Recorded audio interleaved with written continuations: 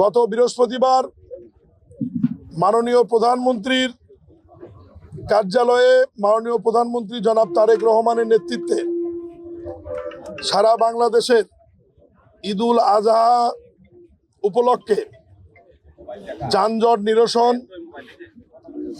পশুর হাটগুলির ব্যবস্থাপনা, মহাসড়ক, রেলপথ এবং নৌঘাটগুলির ব্যবস্থাপনা,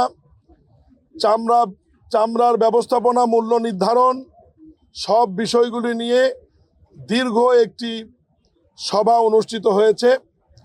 উক্ত সভায় মাননীয় প্রধানমন্ত্রী সকল ক্ষেত্রে কিছু অনুশাসন জারি করেছেন। সেই অনুশাসনের মধ্যে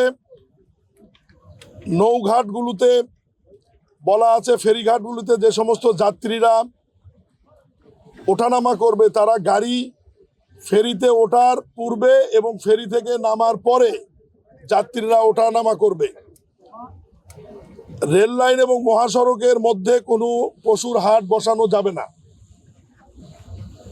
এবং ঢাকার যে পশুর হাটগুলি নির্ধারিত উত্তর এবং দক্ষিণ সিটি কর্পোরেশনের নির্ধারিত পশুর হাটের বাইরে নতুন করে যত্রতত্র কোনো হাট বসবে না। এ ব্যাপারে আইন শৃঙ্খলা বাহিনী এবং 2 সিটি কর্পোরেশন পদক্ষেপ গ্রহণ করবে এবং ওই মিটিংয়েরই অনুশাসন অনুযায়ী আজকে আমার নেতৃত্বে এই টিম আমরা গাবতলী পশুর হাট পরিদর্শনে এসেছি এবং প্রত্যেকবারই এই হাটে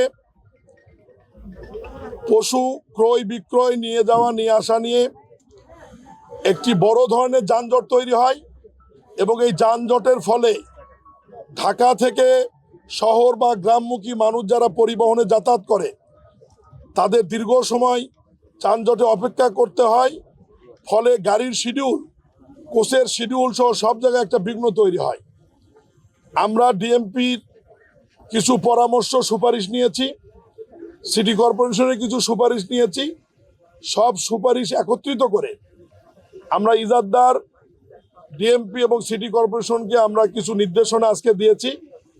সেই নির্দেশনা অনুযায়ী কাজ করবেন এবং ঈদের 7-10 দিন আগে পুনরায় সিটি কর্পোরেশনের প্রশাসকের নেতৃত্বে সকল আইন শৃঙ্খলা বাহিনী এবং সংশ্লিষ্ট ব্যক্তিরা এবং অন্যান্য হাটের ইজাদদাররাও বসে যাতে ক্রেতা বিক্রেতারা নির্বিঘ্নে পশু ক্রয় বিক্রয় করতে পারে এবং রাস্তায় যাতে কোনো যানজট না হয় এই বিষয়টি আমরা নিশ্চিত করার চেষ্টা করব এবং এখানে একটি নতুন রাস্তা হচ্ছে। এই রাস্তাটি আগামী 2-1 দিনের মধ্যেই কাজ সম্পূর্ণ হবে। এটা একটি বাইপাস রাস্তা বা সার্ভিস রুটও আমরা বলতে পারি। এই রাস্তার কাজটি সম্পূর্ণ হলে গাবতলী আমিন বাজারের যানজট অনেক অংশে কমে যাবে বলে আমরা মনে করি। পশুর হাটগুলোতে আমাদের সম্মানিত পুলিশ বাহিনীর পাশাপাশি সেনাবাহিনী, র্যাব এবং প্রয়োজনে অন্যান্য আইন শৃঙ্খলা বাহিনীর প্রয়োজন হলে সেটি আমরা মোতায়েন করব। বিজিবিও মোতায়েন করা হবে। এর বাইরে এখানে স্বাস্থ্য ক্যাম্প থাকবে। নকল টাকা যাতে কেউ ব্যবহার করতে না পারে, এটা ব্যাংকের লোক মেশিন নিয়ে এখানে উপস্থিত থাকবে এবং পুলিশের আইন শৃঙ্খলা বাহিনীর পক্ষ থেকে অনেকগুলো ওয়াচ টাওয়ার থাকবে এবং ইজাদদার আইন শৃঙ্খলা বাহিনীর পাশাপাশি নিজস্ব ভলেন্টিয়ার নিয়োগ করবে। ফলে সব মিলিয়ে আজকে মাননীয় প্রধানমন্ত্রীর নির্দেশনা এবং অনুশাসন অনুযায়ী ওই মিটিংয়ের সিদ্ধান্ত অনুযায়ী আমরা আজকে এসেছি এবং মহান আল্লাহর ইচ্ছায় আমরা আশা করি যে আগামী ঈদুল আজহার যে পশুর হাট এবং দেশবাসীর ঢাকা ছেড়ে যাওয়া এবং আসার রাস্তাগুলি যাতে নির্বিঘ্ন থাকে এ ব্যাপারে আইন শৃঙ্খলা বাহিনী সহ সংশ্লিষ্ট সকল মন্ত্রণালয় বিভাগ আমরা সজাগ আছি, থাকবো ইনশাআল্লাহ। সবাইকে ধন্যবাদ।